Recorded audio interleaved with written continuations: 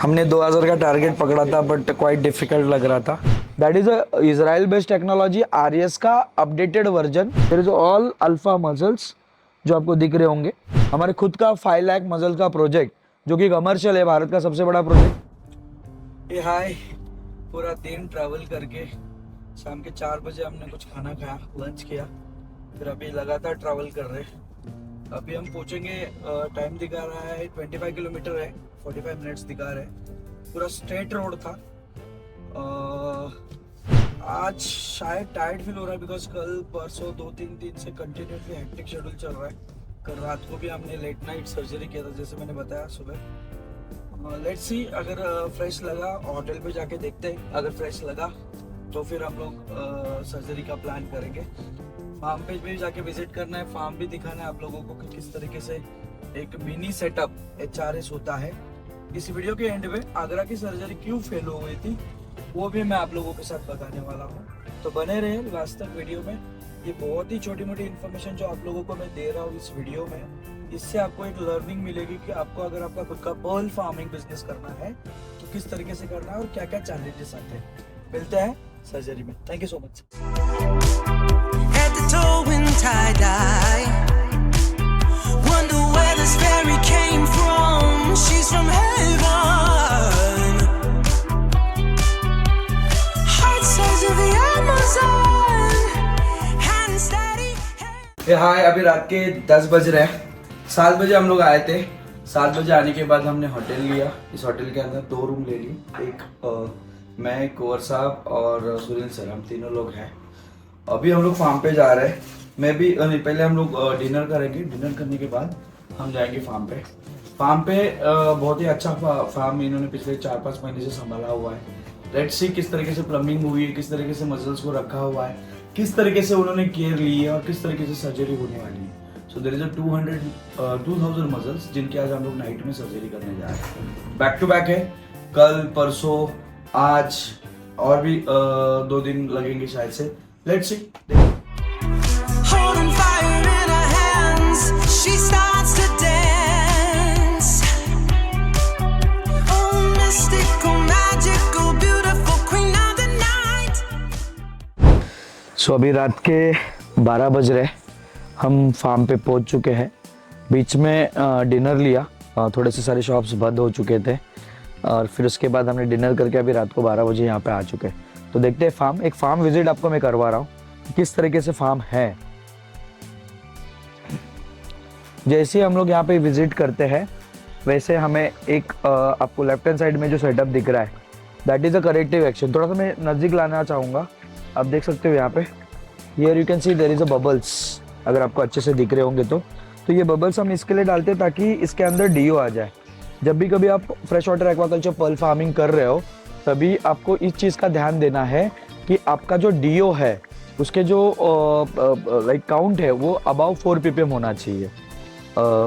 More than that भी होता है तो भी बहुत अच्छा है, ताकि ये मसल्स के लिए लेस देन 4 ppm रहेगा तो there is a chance to mortality. जितने भी एक्वेटिक जीव है, चाहे आप फिश फार्मिंग कर रहे हो, पर्ल फार्मिंग कर रहे हो या फिर आप क्रैप फार्मिंग कर रहे हो, तो इसमें आपका जो डीओ कम हियर बेटा, तो आपका जो डीओ है वो अबाव 4 ppm होना चाहिए। आपको यहाँ पे और एक चीज़ आप देखने के लिए मिल रही है, that is one of our best setup, that is HRS home like recirculation aquaculture system. ये RES का अपडेटेड वर्जन है। मैं हमेशा HRS का लोग फुल फॉर्म पूछते हैं, जितने भी न्यू हमारे सब्सक्राइबर है, न्यू कमर है, उनको ये HRS समझ में नहीं आता है। That is a Israel based technology RES का अपडेटेड वर्जन हम बोल सकते हैं HRS है।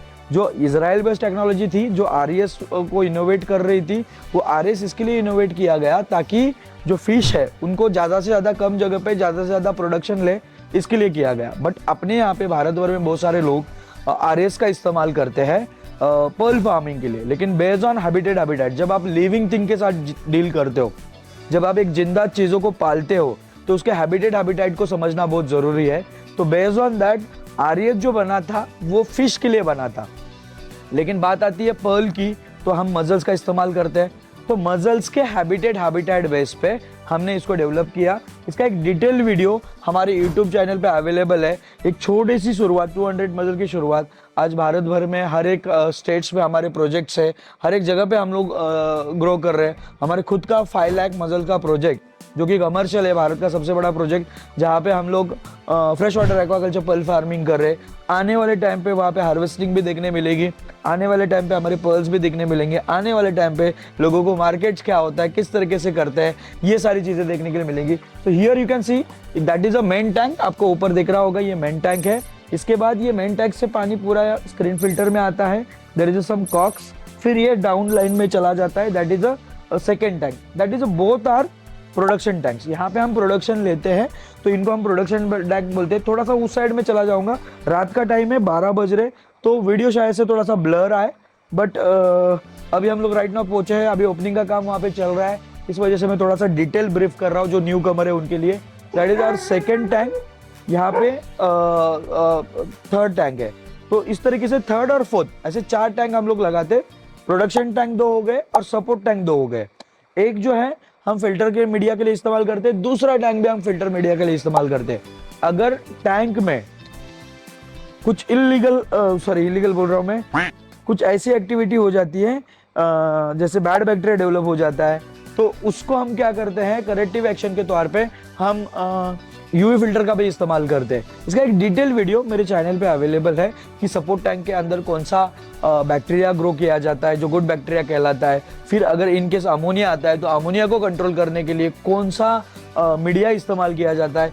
ये सारी चीज़ों को जानने के लिए हम अपकमिंग डेज में 3 अगस्त को हमारा पर्ल फार्मिंग क्लैरिफिकेशन वेबिनार कर रहे हैं। मैं श्याम सर की बात करूँ, इस फार्म के ओनर श्याम सर, फार्म के ओनर है श्याम जी। मैं भी सर तुम्ही ट्रेनिंग केलेली है ना, सो 2 दिवसाचं ट्रेनिंग केलं, त्यानंतर तुम्ही आपल्या फार्मवरती येऊन एक 10-12 दिवस 15 दिवस राहिला, right?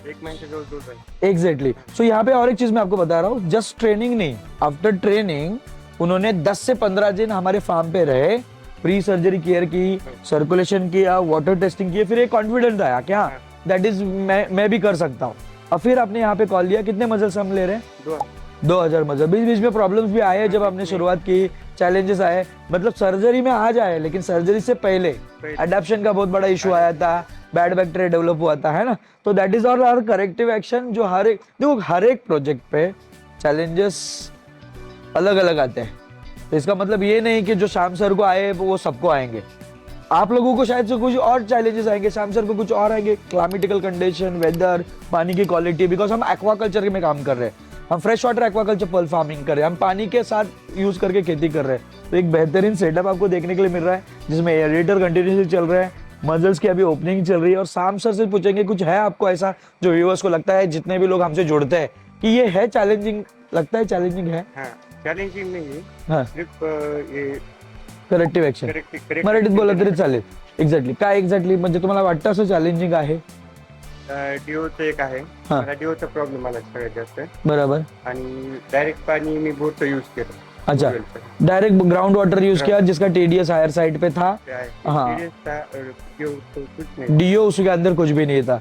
That is corrective action. That is उन्होंने क्या किया, इनिशियल स्टेज में डायरेक्ट बोरवेटल यूज किया. मैं हमेशा अपने ट्रेनिंग प्रोग्राम में बोलता हूँ कि आपको सबसे पहले शुरुआत करने से पहले आपकी जो जगह है वहाँ का पीएच, अमोनिया, टीडीएस, टेम्परेचर और पानी के डीओ लेवल, वो सारी चीजें चेक करनी चाहिए. हाँ, दिखाया मैंने वो इसीलिए वो करेक्टिव एक्शन है कि हमने एरिएटर इसीलिए डाल रहे हैं. ये सारे जो चीजें यहाँ पे आप देख रहे हो, ये एरिएटर डाले हुए हैं, वो इसी चीज के लिए डाले हुए हैं ताकि इसके अंदर भी डीओ का जो प्रॉब्लम है वो सेटअप्स के अंदर ना आए.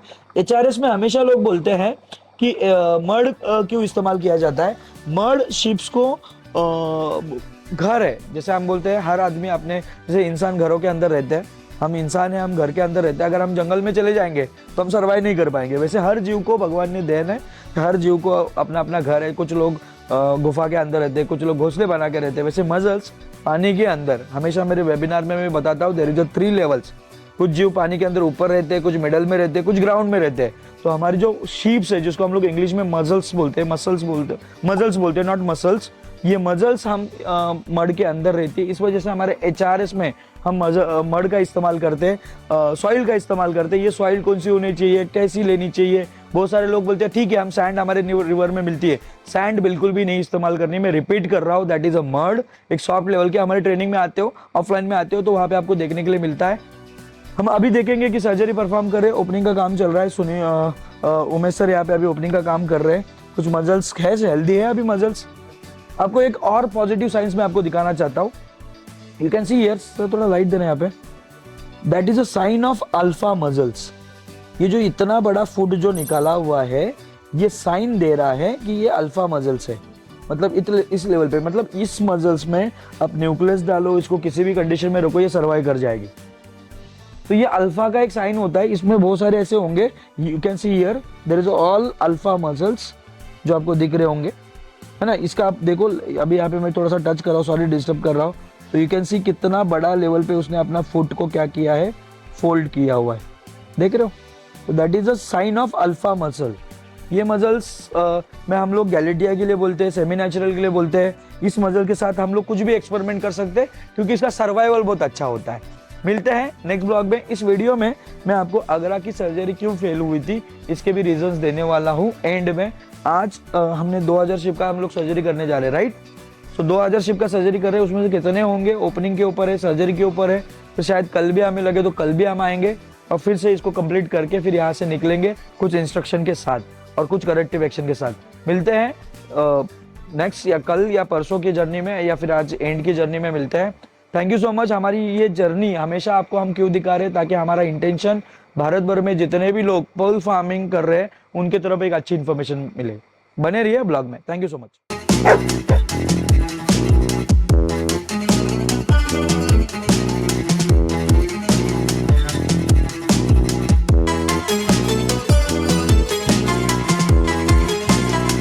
सो अभी रात के 2 बज रहे हैं और हम लोग अभी फार्म पे लगातार सर्जरी कर रहे हैं।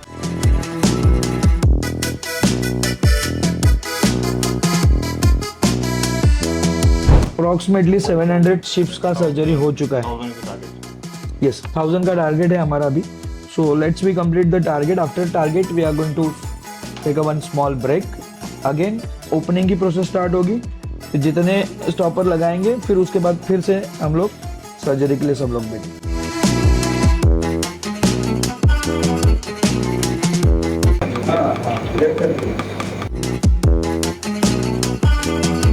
हाय, अभी 4 बज रहे।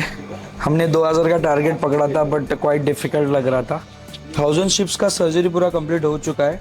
Now the muscles in post surgery care. आप देख सकते हो अभी यहाँ पे हम लोग ये पोस्ट सर्जरी केयर कर रहे हैं। थोड़ा नज़दीक से मैं दिखाना चाहता हूँ। इसमें एक चीज़ आपको मैं बताना चाहता हूँ, यहाँ पे एक मसल्स खुली हुई है, राइट। तो इसके जो अडेप्टर मसल्स है ओपनिंग के प्रोसेस में खुल जाते हैं ना, तो उसको बार बार नॉक करना होता है। जैसे अभी मैंने नॉक किया तो मसल्स ने क्या किया, उसको बंद कर दिया। तो ये मसल्स को पूरा बंद करना चाहिए। बंद चालू होगा तभी जाके इसके अडेप्टर मसल्स पूरी तरह से खुलेंगे और फिर ये नॉर्मल मोड पे आएंगी। फिर उसके बाद हम लोग 3 दिन कंटिन्यूसली एंटीबायोटिक देते हैं। 2 दिन हम लोग उसको नॉर्मल वाटर में रखते हैं। फिर उसमें से जो अडेप्टेड मसल है या जो रिकवर करके मसल्स है उसको हम लोग क्या करते हैं, मेन टैंक में इंट्रोड्यूस करते हैं। मिलते हैं कल सुबह। अगेन हमको फिर से आना है। अगेन 1000 शिप का टारगेट है। फिर यहाँ से हम लोग वेबिनार के लिए जाने वाले। तो ये पूरी जर्नी लगातार आपके साथ through the Sahyadri pearl farming blog आपकी तरफ पहुँचाने की कोशिश चल रही है। हमारी हमेशा की कोशिश रही है कि भारत पर्ल फार्मिंग में एक अच्छे लेवल पे पहुँचे। इसके लिए लगातार हम लोग हमारे डेली ब्लॉग से, छोटे मोटे रील से, वीडियो से आपकी तरफ इन्फॉर्मेशन पहुँचा रहे हैं। मिलते हैं नेक्स्ट ब्लॉग में। Thank you so much.